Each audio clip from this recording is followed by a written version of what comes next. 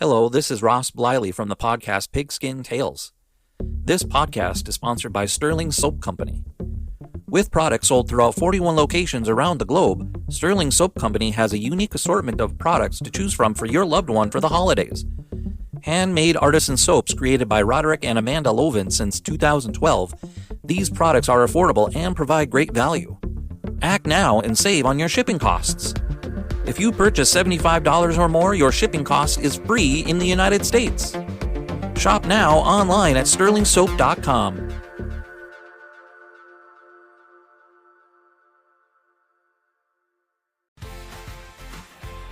Face off with Firefly Publishing for another drop into the fascinating world of pro hockey history with Hockey Hall of Fame True Stories 2. Following his bestseller, hockey historian and writer Eric Zwig opens the doors to the Pro Hockey Hall of Fame, revealing a treasure of untold tales, bizarre incidents, and captivating trivia that will leave the most devoted puckhead astounded. Just to name drop a few of the players he's included in this book are Wayne Gretzky, Jaromir Jagr, and Bobby Hull.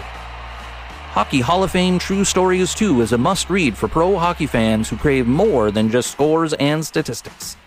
Mr. Zwig invites you to uncover the true stories that have shaped the sport, ensuring that you will never look at the game of hockey the same way again. So skate on over to Amazon.com, Target, and Walmart to get your copy now.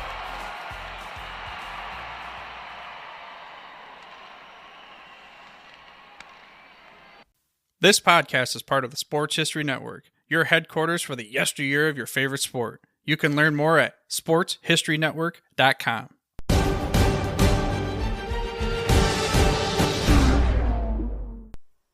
Week 9 of the NFL season is upon us, and it is time for us to revisit and relive some of the greatest and most memorable games in the history of the National Football League. Hello once again, sports fans. This is Dana Augusta, your host here at the Historically Speaking Sports Podcast, where we do the Historically Speaking NFL matchups, where we once again highlight the best of pro football from back in the day. And if you are returning, welcome back. And you already know what we do here on these mini episodes. And those of you that are new to this, we examine a few games that are on the NFL schedule that are rematches of famous games from years past. And this is our way of getting you ready for the NFL action for the weekend.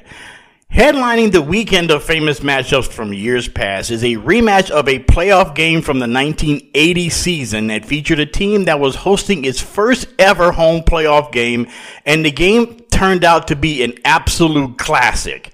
So good that it earned a nickname that lives on to this day. Meanwhile, we have a couple of wild, high-scoring regular season games that included one of the least likeliest quarterbacks to throw 7 touchdown passes in a single game, and a wild chapter in one of the longest and most bitter rivalries in the NFL. So that's what we have going on here on the Historically Speaking Sports Podcast here on the Sports History Network. On January 4th, 1981, and if that date sounds familiar, well, it should. This was the divisional round Sunday, which earlier on that particular day, the Oakland Raiders defeated the Cleveland Browns on what will be forever known as the Red Right 88 game, which we actually talked about back in week 4. That game was on NBC. The late game on CBS with Vin Scully and George Allen in the booth was between the Dallas Cowboys in the playoffs once again facing the upstart Atlanta Falcons, making their second ever appearance in the postseason and their first ever home playoff game in Atlanta Fulton County Stadium. Now, the Cowboys entered the game with a regular season record of 12-4, but finished behind the Philadelphia Eagles in the NFC East, who was also 12-4, and the Cowboys came into the playoffs as a wild card team in 1980. The week before, the Cowboys had defeated the Los Angeles Rams 34-13 at Texas Stadium, earning a trip to Atlanta to face the Falcons, who that year also finished 12-4, but earned the top seed in the NFC by beating the Eagles 20-17 in Philly on December the 7th. In front of a sold-out raucous crowd at the stadium known as the launching pad, the Falcons got out quickly. After scoring a field goal on their first drive, Falcons quarterback Steve Bartkowski connected with wide receiver Alfred Jenkins on a 60-yard touchdown pass, giving the Falcons an early 10-0 lead and looking every bit like the top seed in the NFC that won 9 straight during the regular season. Right before the end of the period, though, Cowboys kicker Rafael Septien would put Dallas on the board with a field goal, making the score 10-3 at the end of the first quarter. In the second, Dallas would take advantage of a Falcon mistake, recovering a fumble in Falcon territory, leading to a Danny White to Billy Joe Dupree touchdown pass, tying the score at 10. Yet Atlanta will respond on their next possession as running back Lynn Kane would cross the goal line on a 1-yard touchdown plunge to give the Falcons a 17-10 score. Then after forcing a punt, Atlanta had a chance to extend the lead right before halftime, driving deep into Dallas territory. But Steve Wilson would intercept the pass from Bartkowski, keeping Atlanta out of the end zone and maintaining the score of 17-10 while both teams went into intermission. In the second half, Dallas started the second half with a drive to midfield, but lost the ball on a play that initially appeared to go in their favor. Running back Preston Pearson caught a short pass from White and took off for a big gain, but linebacker Joel Williams, who initially pressured White into making the pass, managed to chase Pearson down and force a fumble on the 15-yard line. After recovering the fumble, Atlanta stormed down the field and increased their lead to 24-10 with Bartkowski's 12-yard touchdown pass to running back William Andrews. With the sold-out crowd clearly in a frenzy, the Falcons seemed to have control of the game and seemed to be well on their way to claiming their first postseason win in franchise history. Starting with a drive with 3 minutes and 38 seconds left in the third quarter, Dallas mounted an 85-yard drive that ended with Robert Newhouse's 1-yard touchdown run with 13:50 left in the game, making the score 24-17. Then after forcing a Falcon punt, Dallas was looking to get even closer to the Falcons on the scoreboard. Yet Atlanta safety Tom Pridemore had other ideas and intercepted a pass from White and returned it 22 yards to the Cowboys' 37-yard line, setting up a 34-yard field goal from Tim Mazzetti to increase the lead to 27-17. Midway in the fourth, Dallas then marched 62 yards to score on a Drew Pearson 14-yard touchdown reception with 3:04 remaining. Then 2 plays after the ensuing kickoff, a key play. Dallas lineman Ed Too Tall Jones appeared to jump off sides, which would have given the Falcons a first down. However, he managed to maintain his footing along the line of scrimmage and avoided crossing the line before the snap. As a result, his sudden movement threw off Atlanta's offense and ended up making a key tackle to end the drive, forcing a Falcon punt. With the game in the balance, Cowboys quarterback Danny White entered the rarefied era of clutch Dallas quarterbacks. Following the punt, Dallas advanced 70 yards to the Falcon 23. And then with 47 seconds remaining, White completed the game winner between a pair of Falcon defenders once again to Drew Pearson to make the score 30-27. Yet the Falcons, despite the death blow by the Cowboys, still had a chance. Charlie Waters fumbled the snap on the extra point attempt, keeping the score 30-27, giving Atlanta a chance to drive for the game-tying field goal. However, the Falcons' miracle finish attempt was not meant to be, as Atlanta would turn the ball over on downs, sealing the come-from-behind win for the Cowboys. With the win, the Cowboys advanced to the NFC Championship game the next week, as they would lose to the Eagles in Philly 20-7. Now, here is something interesting that I've never really thought about. Had the Cowboys won that game, they would have gone to the Super Bowl to face the Oakland Raiders. Now, could you imagine that game? Anyway, it would have been the first time in Super Bowl history we had 2 wild card teams in the Super Bowl. Now, that really would have been a Cinderella Super Bowl. And by the way, this incredible game that the Cowboys erased a 10-point lead late in the fourth quarter, it became known in NFL lore as the Duel in Dixie.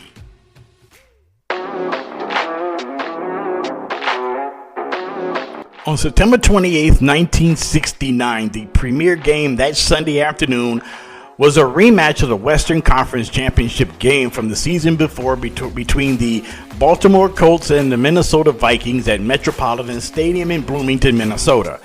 The year before, the Colts had defeated the Vikings 24-14 in a cold, muddy, snowy Baltimore Memorial Stadium. In their Week 2 matchup, the playing conditions would be a little bit more welcoming, sunny with the temperature in the upper 50s. That was just perfect for the Vikings, and specifically for quarterback Joe Kapp.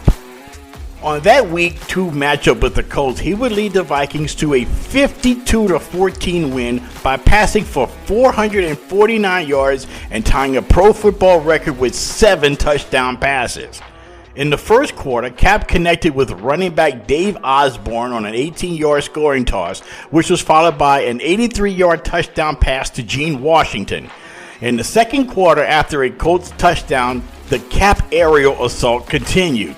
A 21-yard pass to Bob Grimm, and then after a Vikings field goal, Kapp would find Kent Kramer from 13 yards out for his 4th touchdown pass of the first half, making the score 31-7 at intermission.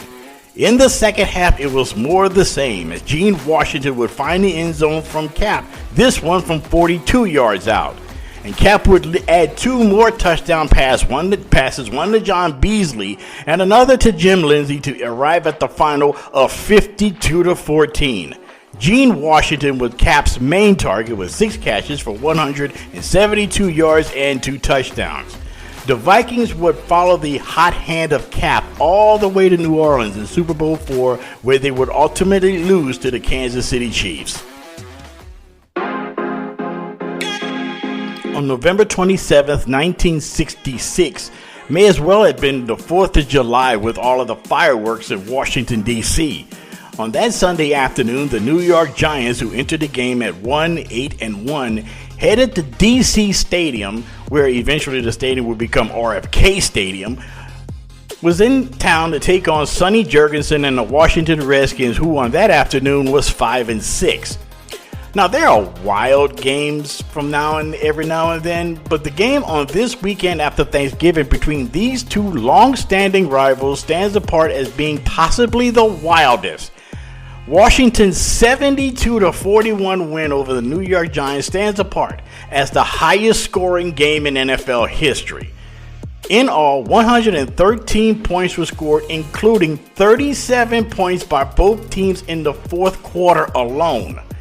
Yet with all of the scoring, you would perhaps think that the numbers put up by Jurgensen and Giants quarterbacks Gary Wood and Tom Kennedy would have been astronomical. Yet the numbers were somewhat pedestrian. Kennedy went 13 of 21 for 165 yards and 1 touchdown to lead the Giants passing attack, while Jurgensen was only 10 of 16 for 145 yards but 3 touchdowns. The only player really with outstanding numbers that afternoon was wide receiver Charlie Taylor with 6 catches for 124 yards and 2 touchdowns. The Redskins scored 13 points in the first quarter, which will remain so until the second quarter when the scoring fest really got going. Washington defensive back Brig Owens recovered a Giants fumble and rumbled 62 yards to extend the Redskin lead to 20-0. The Giants would finally answer with an Allen Jacobs 6-yard touchdown run. Washington would extend their lead in the second with a pair of rushing touchdowns, one by A.D. Whitfield and another one by Joe Don Looney. Right before the half, Giants quarterback Gary Wood scored on a 1-yard touchdown to make the score 34-14, and things actually were just getting started.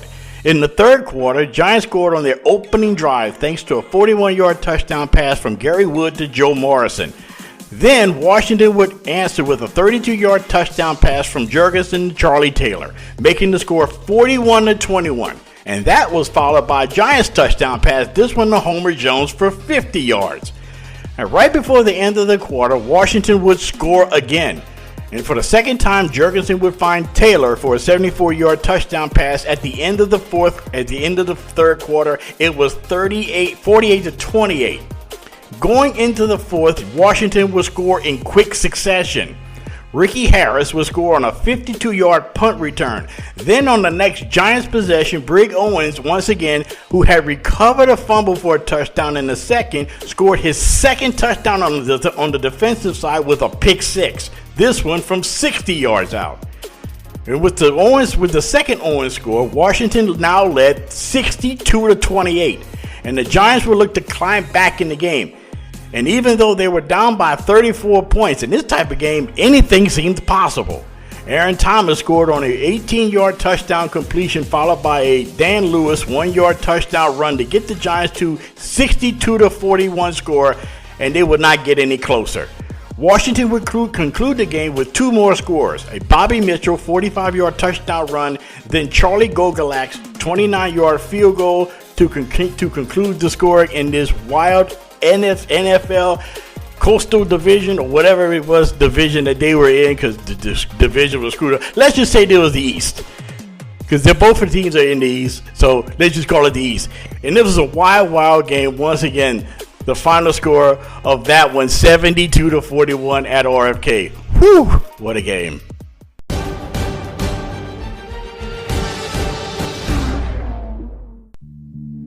And y'all, that will do it for the Week 9 edition of the Historically Speaking NFL Matchups mini episode.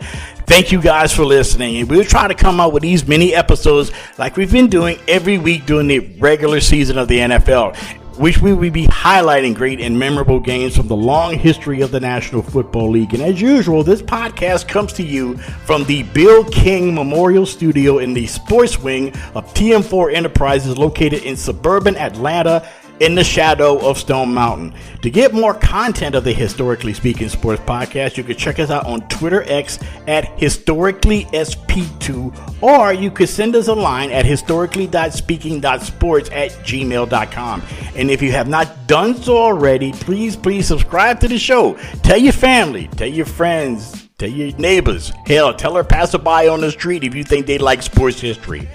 And until next time, stay blessed, stay cool, and be your best in everything that you do, and it'll make the world a much, much, much better place. Thanks, guys. Peace out.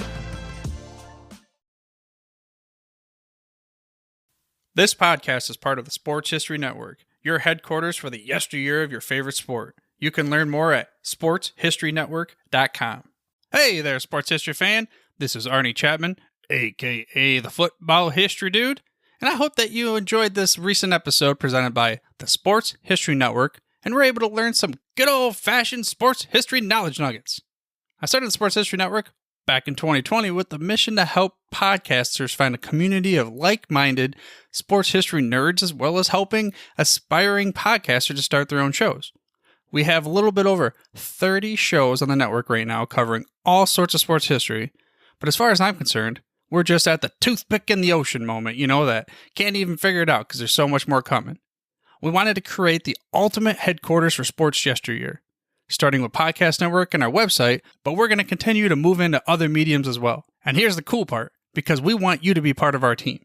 So if you're interested in starting your own podcast, or maybe being a guest on one of our shows, or who knows, maybe even writing an article for us over on the website. Seriously, all you gotta do is reach out to us on the contact page over at sportshistorynetwork.com. You can be as technologically savvy as a Neanderthal tapping on a stone trying to figure out this whole hieroglyphics thing back in the day. Again, it doesn't matter, because even if you don't understand the whole podcast space, we have a production team that can pretty much help you out with doing everything. All you gotta do, head over to sportshistorynetwork.com, head to the contact page, fill it out. That message goes right to me, and I'll reach out to you as soon as I can. But for now, dude, I'm through if you're through.